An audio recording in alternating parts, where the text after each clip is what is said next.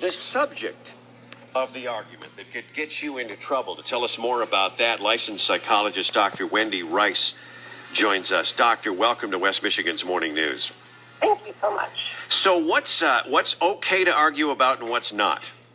Well, according to this study, it's okay to argue about the kids and the in-laws and just general marital stuff. That stuff's okay to argue about. It's not apparently okay to argue about financial stuff, particularly if you start arguing prior to getting married or at the beginning of your marriage. Interesting. How come? It seems that people use harsher language and it gets nastier when you're fighting about money, and that the effects of those arguments seem to last longer. So it takes longer for couples to get over those arguments. Well, that's what this study is saying. Financial arguments are traditionally the thing that are the toughest for couples, but really they use tougher language than they do when they disagree about, I don't know. You mentioned a couple, kids and in-laws. I would think some of those would get kind of heated sometimes, but money is the thing that really drives the wedge, huh?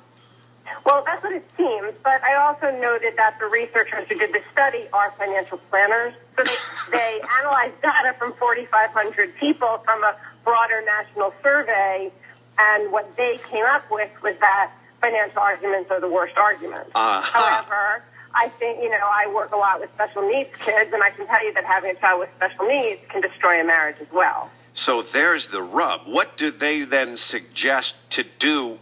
Is it go to a financial planner? Actually, that is their top recommendation. and truthfully, there's a lot of good communication stuff that comes out of working with a financial planner. And if you feel like your future has some stability to it, that certainly decreases levels of stress. Okay, doctor, give us some ground rules in your experience for couples having disagreements about any subject. Well, sometimes it is helpful to have a third person to mediate. Sometimes, in my experience, if you actually listen to what the other person is saying, and you can do that annoying exercise where what I heard you said was blah, blah, blah, and wait until you get it right. It sounds annoying, but it's one of the most helpful improving communication tools available. I also think that if there isn't an underlying respect or a sense of fairness in a relationship, you're in trouble, then you might need a third person to help you navigate some of those roadblocks in your relationship. It's just funny, isn't it? How you pick somebody and things are so rosy and how far things can go south. What's the divorce rate these days? It's well over 50%, isn't it? It's pretty high. But there certainly are a lot of different risk factors that add to it. It's not, universally that high. And if your relationship's good at the start, you have a better shot. Yeah, I guess so. And when do you think, what is the primer for knowing when it's time to go talk to somebody?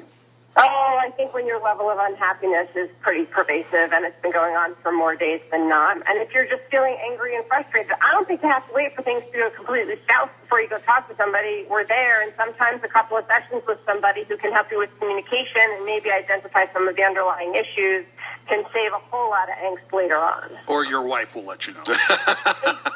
Exactly. That is Dr. Wendy Rice. Thank you for your time this morning. My pleasure. Thanks for having me.